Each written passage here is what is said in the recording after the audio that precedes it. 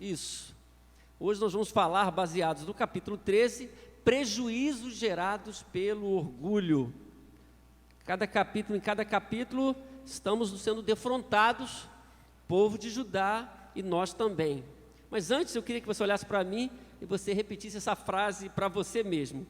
Eu vou falar a frase e você repete depois. Deus, que não seja o que eu desejo ouvir, mas o que o Senhor deseja falar ao meu coração. Vamos lá? Deus, que não seja o que eu desejo ouvir, mas o que o Senhor deseja falar ao meu coração. Amém? Que seja assim nessa noite.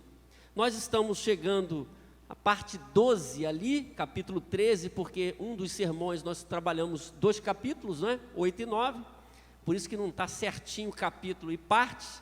Estamos chegando no 13º capítulo, mas na 12ª parte hoje. Nós falamos na semana passada sobre conflitos da existência e como que a gente pode trabalhar. A gente falou de enfrentar as dores interiores com honestidade, confiar no caráter de Deus, saber a diferença entre religiosidade e genuíno relacionamento com Deus, receber o discernimento que vem do alto, ter firmeza agora, porque pode piorar, e se eu não tenho firmeza agora, não enfrento, de repente, uma situação mais difícil à frente, sendo sábio, né? E nós falamos sendo sábio com pessoas desleais, compreendendo a oportunidade trazida pela misericórdia de Deus. Tudo isso nós aprendemos no capítulo 12. Nós estamos falando hoje sobre orgulho. Por que orgulho no capítulo 13? É porque é o tema que ressalta no capítulo 13, nós já vamos ver o motivo pelo qual nós temos essa ideia. Inicialmente, nós podemos falar que o orgulho não é uma coisa boa, e não é uma atitude apropriada, é uma atitude inapropriada, inadequada se estamos caminhando com Deus. Mas a todo momento, devemos estar atentos para que o orgulho não se manifeste em nossa vida, porque o orgulho, ele não é uma virtude, ele é um defeito, e sendo um defeito, quando estamos seguindo, olhando para o caráter de Deus, o caráter de Cristo, devemos nos cuidar. O orgulho, como a gente vai ver hoje, ele nos prejudica e prejudica as pessoas que estão à nossa volta. Mas nós estamos vivendo numa sociedade, a sociedade pós-moderna, ela é extremamente orgulhosa, porque o ser humano tem esse potencial para o orgulho. Aliás, o ser humano tem potencial para tudo aquilo que é ruim, porque há uma natureza caída. Mesmo nós que tivemos uma experiência com Deus, a toda hora estamos travando uma luta interna em relação a isso, fazer a vontade de Deus e fazer a nossa própria vontade. E travamos muitas vezes uma luta nesse nível do orgulho também. Mas o que nós vamos ver é que na sabedoria, sobretudo do Antigo Testamento, quando a Bíblia trata do orgulho, sempre coloca ele num nível negativo. Por exemplo, não está aí, mas só mencionando para você, o livro de Provérbios diz que quando vem o orgulho, chega a desgraça. Olha só, quando vem o orgulho, chega a desgraça.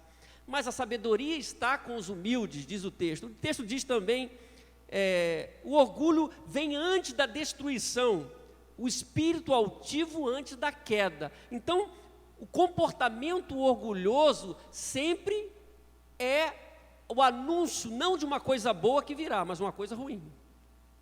Por isso que a gente tem que trabalhar muito bem isso. Hoje, no capítulo 13, nós vamos identificar além de todos os defeitos que nós estamos vendo no reino de Judá. Um amigo meu que acompanha esses sermões, um pastor, obviamente não é daqui da igreja, ele falou: Evaldo, rapaz, como é que o povo de Judá era, né? É só pancada, né? Eu falei assim, rapaz, é difícil mesmo. É desafio.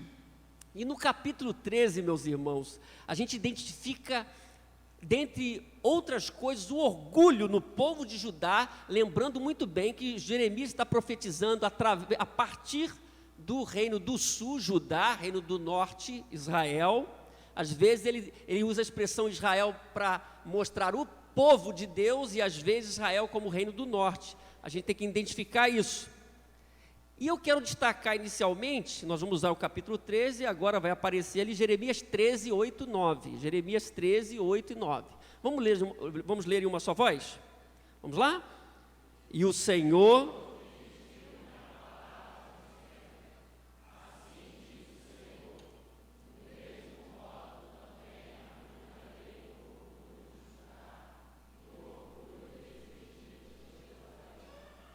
Então você está vendo aí o coração do capítulo. Do mesmo modo, arruinarei o orgulho de Judá e o orgulho desmedido de Jerusalém, ao grau do orgulho. Então nós vamos verificar no capítulo 13, quando a gente analisa o capítulo, que esse capítulo, ele tem 5 partes que a gente pode identificar. 5 partes. E a gente pode analisar cada parte, esses blocos, entendendo os prejuízos do orgulho. Tá ok? Assim que nós vamos fazer e você vai acompanhar.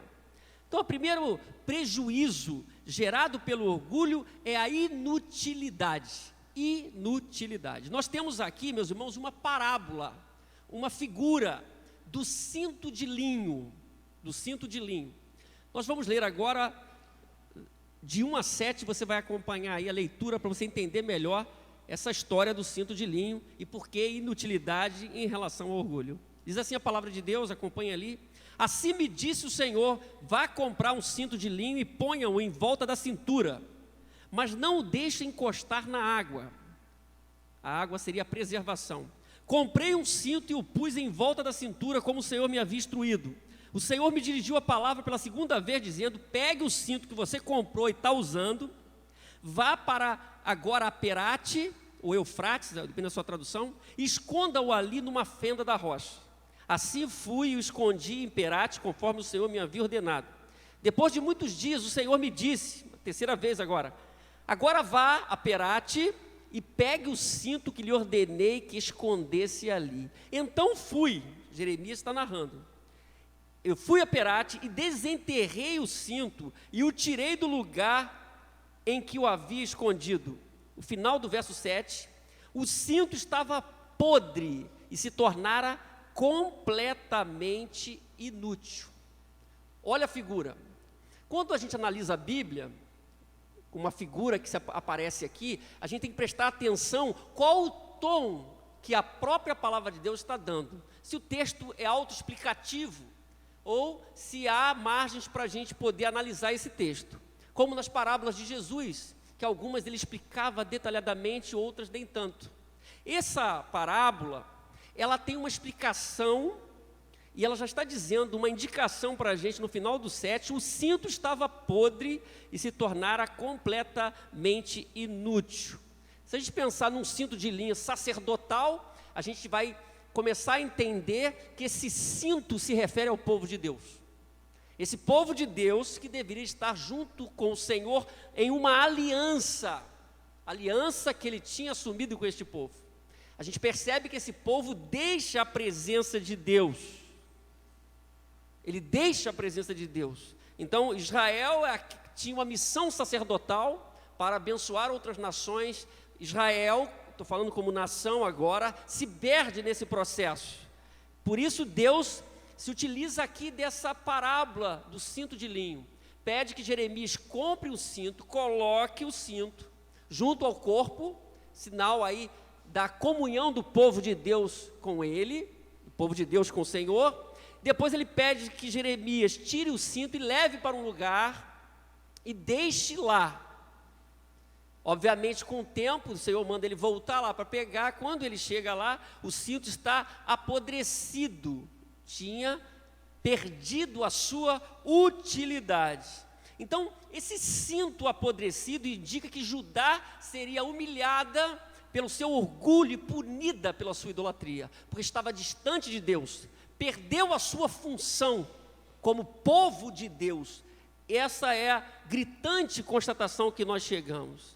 Então, um povo que foi chamado com uma missão sacerdotal, se você olhar Êxodo 19, você vai ver que Deus escolheu o seu povo para ser sacerdote, não é? Nós temos a linguagem do Novo Testamento que diz que o povo de Deus na Nova Aliança, eles são sacerdotes de Deus, que era um desejo desde a Antiga Aliança. Esse povo se perde, se distancia de Deus, perde a serventia para Deus, sai do propósito de Deus e se estraga longe da presença de Deus. Não tem utilidade distante de Deus. Mas o verso 8 e 9 que já lemos, diz então que por causa disso, e o Senhor dirigiu-se a palavra dizendo, 8 e 9, assim diz o Senhor, do mesmo modo também arruinarei o orgulho de Judá e o orgulho desmedido de Jerusalém. O verso 10 expõe o comportamento inadequado e o motivo pelo qual, como aquele cinto apodrecido, o povo de Judá estava fora do propósito de Deus e havia se estragado. Diz o verso 10 aí assim, olha só, este povo é perverso, pode pôr, recusa ouvir as minhas palavras, caminha segundo a teimosia do seu coração, ainda no 10, segue outros deuses a fim de servi-los e adorá-los. Almeida, século 21, finalzinho diz, como um cinto, então nós temos a explicação, não precisamos inventar, não é? Não precisamos inventar, o texto está dizendo o que é, como um cinto que não presta para nada. O povo se tornou isso, como um cinto que não presta para nada, ao meio do século 21, NVI diz completamente inútil, a nova versão transformadora diz, não servirão para nada. Como o cinto ficou assim, num estado de apodrecimento. Por isso, meus irmãos, aquele estado de orgulho, de pecado, estava trazendo inutilidade. O povo estava inútil, fora do propósito de Deus. Quando a gente está fora do projeto de Deus, a gente se torna isso, um cinto apodrecido, porque nós não estamos cumprindo aquilo que o Senhor nos ordenou a cumprir, e a gente sai da presença de Deus. O verso 11, a palavra aprofunda ainda mais o entendimento em relação a isso. 11 diz assim, olhe lá, o desejo de Deus, assim como o cinto se apega à cintura de um homem, da mesma forma fiz com que toda a comunidade de Israel e toda a comunidade de Judá se apegasse a mim. Então já entendemos tudo agora. Para que fosse o meu povo, para o meu renome, louvor e honra. Olha só, mas eles o quê? Não me ouviram. O propósito de Deus então, como o cinto apegado ao homem, à cintura do homem, assim como toda a comunidade de Israel e toda a comunidade de Judá se apegasse a mim, para que fosse o meu povo, propósito, para o meu renome, louvor e honra. Mas isso não aconteceu. E o povo estava distante do propósito de Deus. O orgulho levou a esse povo de Judá a essa condição de apodrecimento, porque o orgulho prejudica a ação de Deus em nossa vida. E nós não servimos para nada porque estamos longe de Deus, estamos fora do propósito divino. Então, eu queria que você anotasse, se você pudesse, a frase que vai aparecer aí: tenha cuidado. O orgulho gera inutilidade e a perda da saúde espiritual, saúde física, saúde emocional. Tem prejuízo. Aqui especificamente, o orgulho está abrindo a porta para contaminação. Por isso aquele povo não estava com saúde espiritual, estava num estado, meus irmãos, de apodrecimento. Que coisa terrível, é o primeiro prejuízo, inutilidade. Se você é uma pessoa de Deus, você tem que entender isso, entender o propósito de Deus, o que Ele quer fazer em sua vida. Você tem consciência do que Deus quer fazer em sua vida, e para onde você está caminhando com a sua vida, como é que você está conduzindo a sua vida. Então tenha cuidado com o orgulho. Segundo prejuízo gerado pelo orgulho é a confusão. Confusão é um outro bloco que nós temos no texto hebraico. É a figura do jarro cheio de vinho na cultura hebraica. 12:13, nós vamos ler. Confusão, orgulho, confusão. Diz assim a palavra do Senhor: diga-lhes também, assim diz o Senhor, o Deus de Israel, deve-se encher de vinho toda a vasilha de couro. Eles sabiam que era isso, das festas, das celebrações. E se eles disserem, olha só, será que não sabemos que se deve encher de vinho toda a vasilha de couro? Nós sabemos isso. Então você dirá, se eles falarem isso, que eles são arrogantes mesmos, você dirá, assim diz o Senhor, farei com que fiquem totalmente embriagados todos os habitantes desta terra, bem como os reis que se assentam no trono de Davi, os sacerdotes, os profetas e todos os habitantes de Jerusalém. Então, meus irmãos, a confusão aqui se baseia nessa figura das taças cheias de vinho, da vasilha de vinho, que eram enchidas. E Deus, então, está trazendo uma nova figura para confrontar aquele povo naquele caminho de perdição que eles estavam caminhando. Então, a figura utilizada aqui está apontando para o vinho como ação de punição de Deus e de confusão no meio do povo de Deus. Essa é a ideia que está aqui por detrás do texto. Claramente, ela aparece no capítulo 25 também.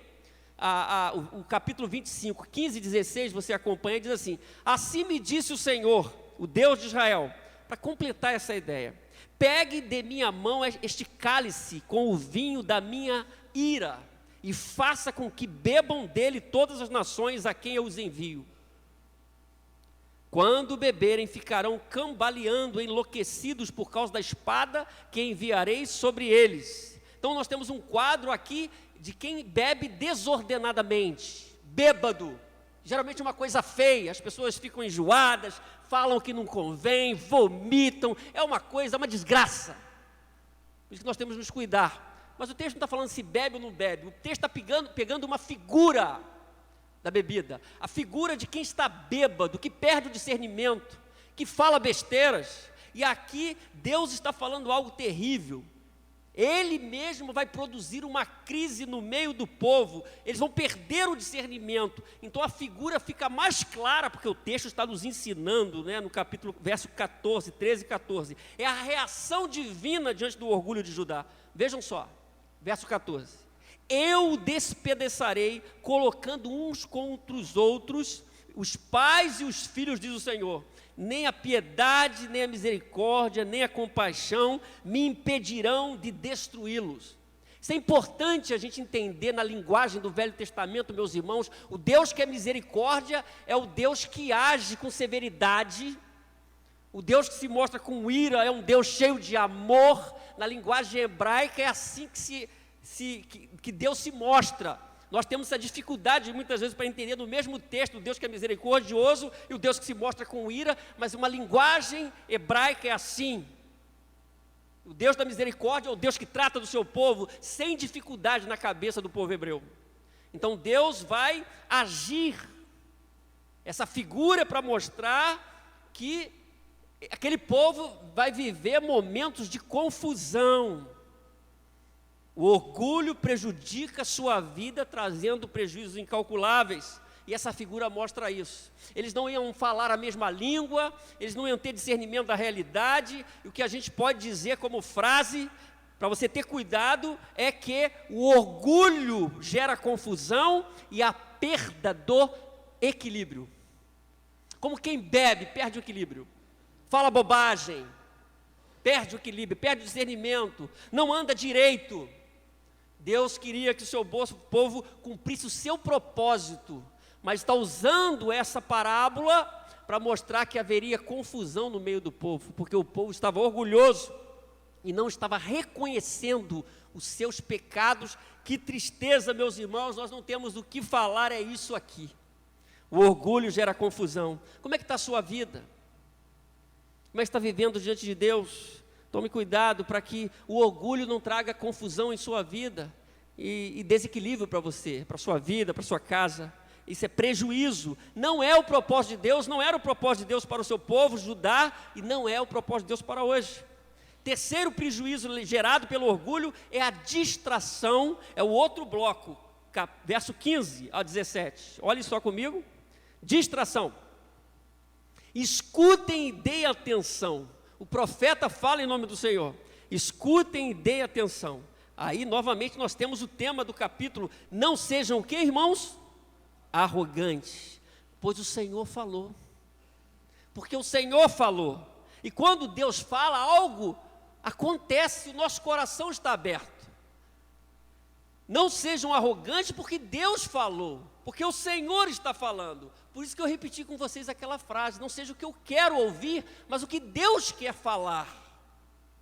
Você faz parte da geração daqueles que querem ouvir o que Deus quer falar, ou daquela geração que quer ouvir só o que deseja? Tem muita gente querendo ouvir só o que deseja, mas nós estamos pregando a palavra de Deus. Escutem e deem atenção. Não sejam arrogantes, pois o Senhor falou. Verso 16: deem glória ao Senhor, ao seu Deus, antes que Ele traga trevas, antes que os pés de vocês tropecem nas colinas ao escurecer. Vocês esperam a luz, mas Ele fará dela uma escuridão profunda. Sim, Ele as transformará em densas trevas. Verso 17: mas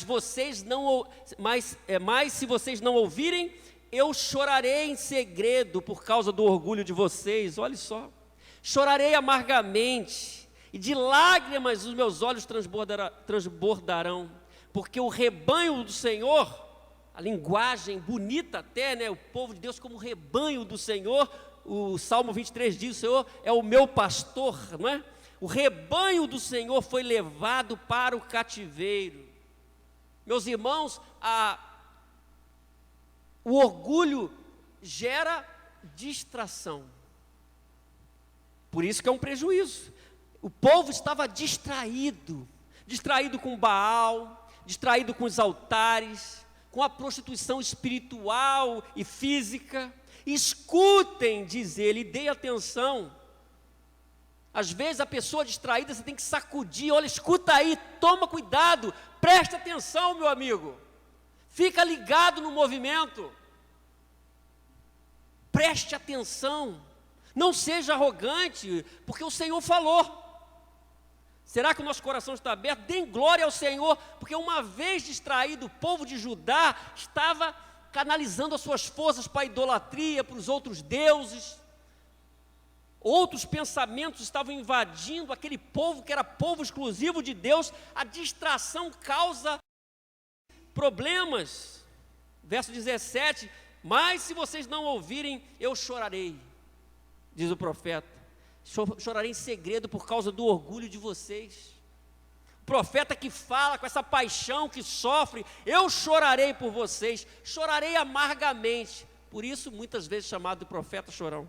Chorarei, e de lágrimas os meus olhos transbordarão, porque o rebanho do Senhor foi levado para o cativeiro. O texto, ele não está em ordem cronológica. Às vezes está falando algo que vai acontecer como que já aconteceu, estivesse acontecido. É arrogância em relação a Deus. O povo não estava dando glória mais a Deus, honrando ao Senhor por distração, não estavam ouvindo a palavra do Senhor. O orgulho tinha feito isso. Que coisa terrível, meus irmãos. A negligência do povo de Judá pode ser a nossa negligência hoje, a negligência de uma pessoa. Então o verso 16 faz um alerta diante da distração do povo. Verso 16: deem glória ao Senhor antes que venha a destruição. O profeta anunciando: deem glória ao Senhor antes que venha a destruição. Isso é, se vocês mantiverem essa postura, vai vir a escuridão, antes que os vossos pés tropecem nos montes escuros. Antes, está percebendo? 3 vezes antes. Antes que o pior aconteça, antes que venha a escuridão, antes que os pés tropecem, antes que, esperando vós luz, Ele a transforme em densas trevas. A coisa pode complicar se vocês não mudarem de vida, de postura. Qual era, meus irmãos, o desejo de Deus? Parte do 15, verso 15 e 16 diz: escutem e deem atenção. Não sejam arrogantes, pois o Senhor falou: deem glória ao Senhor, ao seu Deus. Uma das coisas que eu tenho percebido, meus irmãos, na vida de tantas pessoas, é a dificuldade de parar para ouvir e prestar atenção no que Deus está falando. Tem muitas coisas nos distraindo, meus irmãos. Como tinha muitas coisas distraindo o povo de Judá, hoje, no mundo pós-moderno, tem muita coisa nos distraindo. Até coisas boas têm o poder de nos distrair.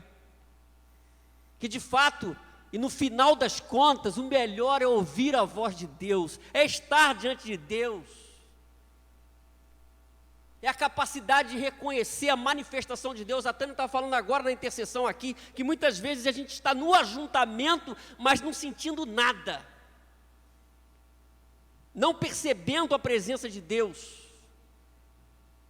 Há vários motivos que levam a isso, e a distração. O orgulho estava levando à distração, e o povo estava recebendo essa exortação: me escutem, me deem atenção. Pense bem, um Deus amoroso que quer falar com a gente, está insistindo para falar. Um pai que está insistindo que o seu filho ouça. Que tristeza. Me ouve aí, por favor. Preste atenção, não seja arrogante, porque o Senhor falou, o Senhor está falando. Mas o orgulho prejudica, traz distração. Se você pudesse anotar hoje, porque a palavra de Deus é viva e eficaz, tem alguma coisa em sua vida que está tirando a sua atenção, está te distraindo em relação à presença de Deus, está ocupando muito lugar, um lugar maior do que deveria, e está tirando a sua atenção, um relacionamento, um comportamento, uma situação, está te distraindo. E Deus está falando com você também: escutem, me deem atenção, por favor, eu quero falar com você. Às vezes é difícil, às vezes na própria igreja as pessoas estão fazendo tantas coisas e elas não têm tempo para ouvir a voz de Deus. Elas fazem muitas coisas, mas elas não ouvem Deus falar. E elas estão atarefadas, cansadas, mas a experiência de ouvir a voz de Deus está distante. E esse orgulho que traz distração e impossibilita aquele quebrantamento. Jeremias, Deus, é como ele estivesse falando: se ninguém chorar, eu vou chorar. Se ninguém chorar de reconhecimento, eu vou chorar. Eu vou chorar bastante. Uma pessoa orgulhosa, sobretudo que se diz que caminha com o Senhor, é distraída com muita coisa e perde essa capacidade do quebrantamento, do reconhecimento da sua própria situação. É a distração. Isso é lamentável. Então tenha cuidado, anote aí. O orgulho gera distração e a perda do foco em Deus. Não é o fato de você estar na igreja que você está focado em Deus. Não é o fato que você tem 10 ou 20 ou 30 anos que você está focado em Deus. Não é o fato que você é pastor que você está focado em Deus. Não é o fato que você lidera há muito tempo que você está focado em Deus. Nada disso significa muita coisa. Se o nosso relacionamento em relação ao que nós falamos semana passada, a gente pode distinguir o que é religiosidade e relacionamento com Deus. Senão é um profissionalismo religioso. A gente canta, a gente faz, a gente cumpre, mas a gente não está percebendo que Deus está aqui, que Deus quer falar, que Ele é vivo. A gente fala, mas a gente não está percebendo. Tenha cuidado, o orgulho gera distração e a perda do foco em Deus. O povo de Deus tinha perdido o foco. Começar com um cinto de linho, não estava prestando para nada, que coisa triste, meu povo não presta mais nada com esse cinto, está apodrecido, está sem saúde. Mas há esperança se a gente abre o coração, meus irmãos. Deus falava e sempre mostrava um caminho de restauração. Quarto prejuízo gerado pelo orgulho é a fantasia. Nós chegamos ao quarto bloco do texto. Agora nós temos uma figura do rei e da rainha mãe. Eu quero que os irmãos, o rei, a fantasia, o orgulho leva a fantasia, gera fantasia. E fantasia, nos termos que nós estamos vendo aqui, é um prejuízo. Os irmãos vão colocar aqui, nós temos ali a relação dos reis, para avivar do primeiro sermão. Jeremias profetizou nesse tempo aí, meus irmãos. Josias foi o único que fez o que Deus queria, fez reformas, um reavivamento, voltar à aliança, mas depois Joacás não fez a mesma coisa, não fez o que o Senhor desejava. Jeoaquim, Joaquim, Zedequias, e depois já Zedequias com a invasão babilônica final, o governador, eles colocaram Gedalias para cuidar das coisas, e aí a gente tem o final da monarquia israelita aí. O povo é levado para o cativeiro 70 anos. O texto está dizendo algo terrível aqui, mas uma declaração que vai direto ao orgulhoso. Olha só, meus irmãos, você está ligado no movimento aí? Amém? Diga-se ao rei e à rainha mãe: desçam do trono, pois as suas coroas gloriosas caíram de suas cabeças. Por isso que o pessoal queria matar Jeremias. Falar isso com o rei? e com a rainha mãe. Desçam do trono, pois as suas coroas gloriosas caíram de suas cabeças. As cidades do Neguebe estão bloqueadas e não há quem nelas consiga entrar. Todo Judá foi levado para o exílio, todos os exilados. Os estudiosos dizem, meus irmãos, que o texto está falando do rei Jeoaquim, que era filho, naquele quadro a gente viu, de Jeoaquim. A rainha mãe, porque esse rei Joaquim começou a reinar depois da primeira invasão babilônica com 18 anos. E nessa situação de tão ainda menino, novo, precisava da mãe, por isso tinha a rainha mãe. O texto de 2 Reis explica que Joaquim tinha essa idade e a sua mãe era Neusta, filha de Eunatã, e ela era de Jerusalém. Há uma curiosidade bíblica interessante, que todas as mães dos reis do sul, você tem a menção, e nenhuma mãe do reino do norte é mencionada. É uma curiosidade bíblica. Todas as mães eram mencionadas dos reis de Judá, não de Israel, o reino do norte. Pois nós temos o registro. Por isso que a Bíblia é fantástica, né, irmão? Amém, irmãos? A Bíblia é joia, né? Vale a pena ler, que o negócio é bom mesmo. 2 Reis 24 diz assim, falando desse rei e dessa rainha mãe, tá bom? Para você entender. Levou para o exílio toda Jerusalém. Toda Jerusalém é uma expressão, né? Porque não foram levados todos, a gente vai ver aqui. Todos os líderes, os homens de combate, os artesãos, os artífices, eram um total de 10.000 pessoas. Só ficaram os mais pobres.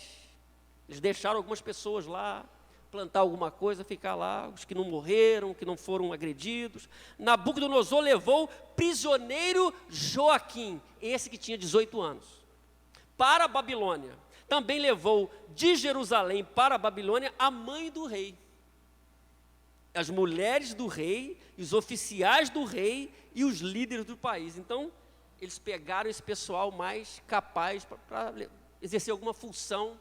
Por isso é que a gente entende aquele quadro de Daniel, quando ele é escolhido, dentre os melhores ali, ser treinado, é mais ou menos isso. Então o rei tinha 18 anos, daí a importância da rainha mãe no governo. E mesmo diante daquele quadro terrível, tanto o rei como a rainha mãe estavam mantendo a posição. E a pior coisa é quando a pessoa já não está com nada e mantém a posição. Você conhece alguém assim? Que já não está com nada mais, mas mantém a posição do orgulho. Então a palavra de Jeremias é dirigida a esse rei, Joaquim, com 18 anos, a sua mãe. Desçam do trono, pois as suas coroas gloriosas caíram de suas cabeças. Estava demonstrando essa palavra profética, meus irmãos, a situação grave do que já estava acontecendo e eles não estavam percebendo. Geralmente o orgulhoso, ele se perde um pouco, não é? Ele vive na fantasia, lembra? E quando a pessoa vive muito na fantasia, ela não está entendendo bem o que está acontecendo. O rei Joaquim e a rainha mãe estava demonstrando ainda certa empáfia, ainda mesmo naquela situação. Jeremias está dizendo, ó, a coroa já caiu da cabeça de vocês. Então, meus irmãos, eles estavam vivendo nessa fantasia, algo comum aos arrogantes, que não se quebrantam.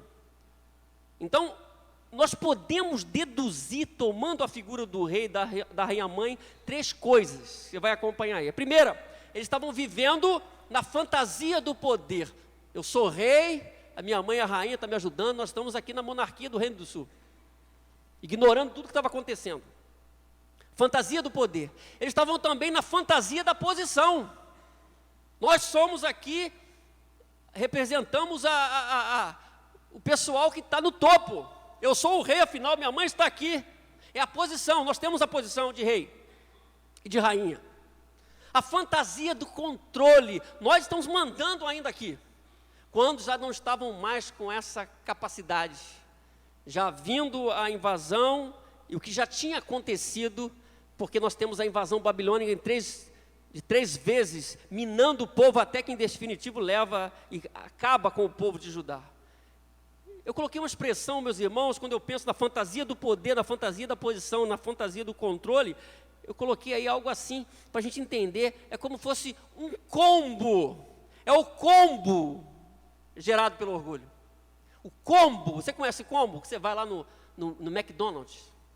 A ideia do combo vem daí, é uma palavra inglesa, abreviação, para mostrar coisas em conjunto, combinadas, a junção de várias coisas.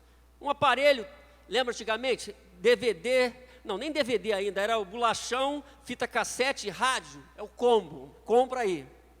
Você chega no McDonald's, eu vou fazer uma propaganda aí de graça, aí você pede lá, suco, no meu caso, batata frita e um sanduíche, é o combo. O cara liga para a tua casa, é a banda larga, TV mais internet, é o combo. Até no cinema tem combo, compra aqui o ingresso, tem uma pipoquinha também, é o combo, vê um filme aí. É a ideia do combo. É o combo do orgulho. É poder, pela fantasia, né? Pensando que tem poder, posição e controle, quando já não tem mais. E é lamentável, isso estava acontecendo com o povo de Judá. Então tenha cuidado, meu irmão, minha irmã, anote aí. O orgulho gera fantasia e a perda da leitura da realidade. Vamos pensar que Joaquim, o rei, 18 anos, e a rainha mãe perderam toda a sensibilidade do que estava acontecendo, do que já havia acontecido e o que haveria de acontecer. Perderam totalmente a leitura da realidade, a boa leitura, o discernimento, porque o orgulho tem essa capacidade de fazer isso.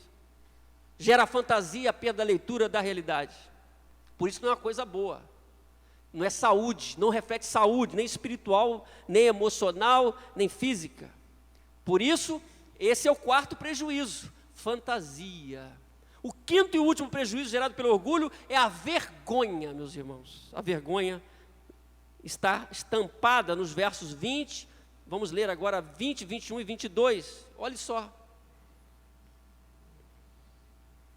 Erga os olhos, Jerusalém, e veja aqueles que vêm do norte, se refere ao poder babilônico. Onde está o rebanho que lhe foi confiado, as ovelhas das quais você orgulhava? 21. O que você dirá quando sobre você dominarem aqueles que você sempre teve como aliados? Você não irá sentir dores como as de uma mulher em trabalho de parto? E se você se perguntar, olha só, o texto é rico aqui e forte, por que aconteceu isso comigo? Por que aconteceu isso comigo? Saiba que foi por causa dos seus muitos pecados, e que as suas vestes foram levantadas, e você foi violentada. É isso mesmo, meus irmãos, que o texto quer dizer aqui. Não, o texto hebraico ele é muito duro, ele é muito firme, às vezes se mostra agressivo para a gente com a mente ocidental, mas era isso. O texto hebraico não tem muito pudor naquilo que a gente chama de pudor. As suas vestes serão levantadas, ou foram levantadas como algo que já tinha acontecido e foi violentada. Isto é, você, povo santo, vai passar vergonha por desobediência. O povo de Judá seria punido por Deus. Deus ia usar um poder estrangeiro para punir o seu próprio povo, para tratar o seu povo. Algumas traduções aparecem até a palavra calcanhares, como um eufemismo aqui, para um corpo que é desonrado. Se você ler Lamentações, você vai entender o que eu estou falando, nós já pregamos Lamentações aqui, o livro de Lamentações. Então a cidade seria envergonhada, as mulheres seriam violentadas, é isso que o texto está dizendo aqui. Era um quadro terrível que estava sendo anunciado. Vergonha por causa do orgulho, falta de sensibilidade. Agora o texto termina, 23 em diante, é a palavra de Deus. Olha só, será que o etíope pode mudar a sua pele, a cor da sua pele? O leopardo as suas pintas. Assim também vocês são incapazes de fazer o bem. Vocês que estão acostumados a praticar o mal, é como Deus estivesse falando, é natural para vocês isso. E sem a minha intervenção vocês vão continuar fazendo isso. Verso 24 diz: espalharei vocês como a palha levada pelo vento do deserto. Espalharei, esta é a sua parte, a porção que lhe determinei, declara o Senhor, porque você se esqueceu de mim e confiou em deuses falsos, porque a idolatria chegou num nível tal que aquilo já estava incomodando a Deus. Eu mesmo, 26, agora repete a figura, que é mais forte aqui, levantarei as suas vestes até o seu rosto, para que as suas vergonhas sejam expostas. É isso mesmo, irmãos. Que palavra! Eu levantarei as suas vestes até o rosto, para que as suas vergonhas sejam expostas. O orgulho traz vergonha, e o povo enfrentaria essa vergonha, essa desonra, as suas mulheres, o povo de Judá na invasão babilônica. O último verso, meus irmãos, revela tudo o que Deus estava vendo, e o seu desejo final. O verso 27, nós lemos todo o capítulo, se você não percebeu. Olha o verso 27, o que diz: tenho visto os seus atos repugnantes, Deus está falando para o povo, os seus adultérios, os seus relinchos. Aqui relinchos é gritos sensuais, é isso mesmo, palavra de Deus. Tenho visto os seus atos repugnantes, seus adultérios, seus relinchos. A linguagem no português, ela melhora, mas não é isso não. Os seus relinchos, a sua prostituição desenvergonhada, a tradução da NVI, sobre as colinas e nos campos. Ele está tratando da idolatria e da prostituição espiritual também. Ai de você, Jerusalém, até quando você continuará impura? Porque o desejo de Deus era povo puro. O povo santo de Deus é o povo separado para a glória de Deus, coisa que eles se perderam, por isso inutilidade.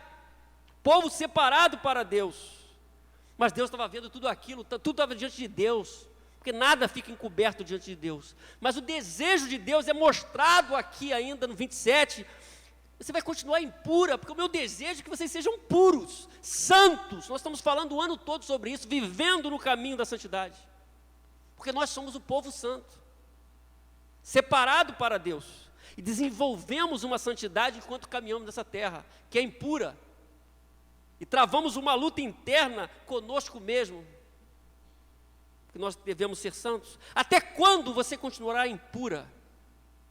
O orgulho de Judá estava gerando vergonha. Então anote aí, tenha cuidado. O orgulho gera vergonha e uma inevitável exposição. Aquele povo ia ser exposto, as mulheres, os homens, alguns seriam mortos, outros seriam levados como escravos. A situação não ia ficar boa por causa do orgulho, a não humildade, o não reconhecimento dos pecados, o não quebrantamento, a falta de choro na presença de Deus. Eu tenho sempre falado isso. Você tem tido essa capacidade de reconhecendo os seus pecados. Nós falamos de perdão e graça, mas não há eficácia do perdão e graça se não há reconhecimento. A única coisa que impede o agir de Deus é o não reconhecimento. Deus perdoa, restaura. Ele queria fazer isso com o povo de Judá, mas eles não reconheceram até o final, não reconheceram mesmo. E Deus executou o seu plano, que não era o primeiro plano, porque o povo desobedeceu e não reconheceu os seus pecados, entraram na idolatria, na falta de percepção da palavra de Deus, da palavra profética. E não houve perdão e graça porque o povo não quis. Como nós estamos diante de Deus, meus irmãos, será que tem alguma coisa nos prejudicando? Não permitindo o quebrantamento diante de Deus, o quebrantamento diante da própria situação, do próprio pecado, do próprio erro. Quando há esse reconhecimento, esse quebrantamento, a gente sente uma inundação da presença de Deus ainda maior e da graça de Deus nos tocando, nos restaurando, nos purificando. É isso que Deus queria fazer, mas o povo não queria saber, não queria ouvir. Nós estamos em 2018, essa palavra, vamos pensar aí no século 6 a.C., mais 2000 anos, é muito tempo. E como que ela é real para nós hoje? Como ela é atual? Nós podemos viver no orgulho também, meus irmãos, e nós percebemos aqui nessa noite os prejuízos gerados pelo orgulho. O orgulho não gera coisa boa. O orgulho não gera coisa boa. Diga para quem está do seu lado: o orgulho não gera coisa boa.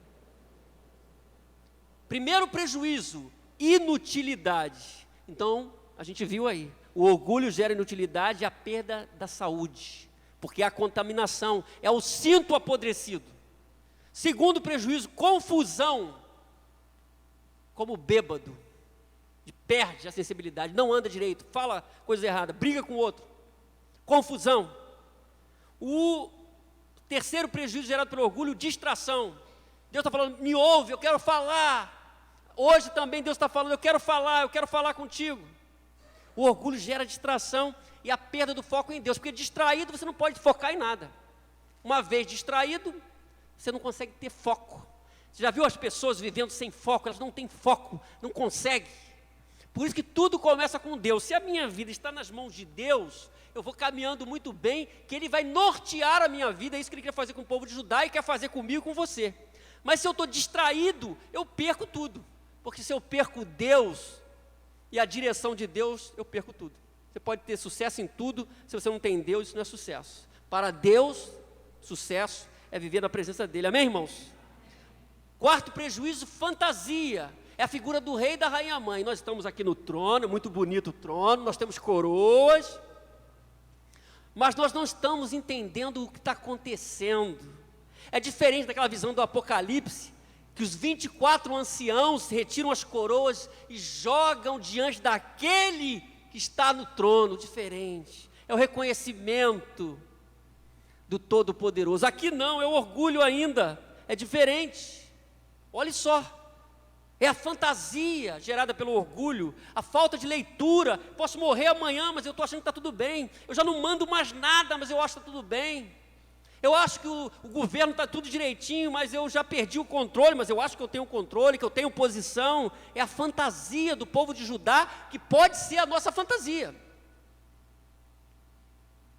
E o quinto prejuízo, a vergonha. A vergonha... Ser exposto é uma coisa muito triste, lamentável, e o povo de Judá haveria de enfrentar como enfrentou essa vergonha, e aquele povo, o povo de Deus, sofreu tanto, o que não precisava sofrer, por desobediência, por orgulho, por se achar não tendo nada, por achar que era povo de Deus. Nós já vimos isso nos primeiros capítulos. Nós somos o povo de Deus, nós temos o templo, lembra? Templo do Senhor, nós temos a lei. Eles se perderam na religiosidade, no rito, e não tinham mais comunhão com Deus, e acharam que aquilo, só o ritual os salvaria, e não aconteceu, meus irmãos, vergonha. Por isso, nós temos um desafio nessa noite, pensarmos sobre a nossa própria vida, como nós estamos lidando com a nossa própria vida, com as ameaças que surgem dentro da gente, e em nosso redor, que tipo de vida nós estamos vivendo, que tipo de vida Deus quer que vivamos. Que se a gente viver essa vida de orgulho, a gente viu que o caminho é um caminho de descida. Capítulo 2, processo de declínio espiritual. É um caminho de descida. Se eu quero glorificar a Deus, eu tenho que fugir disso. Viver uma vida mais quebrantada, uma vida mais humilde, reconhecer a Deus, ouvir a palavra de Deus. Isso que vai me dar sustentação e vai abençoar a minha vida. E Deus vai ser glorificado. Amém, meus irmãos?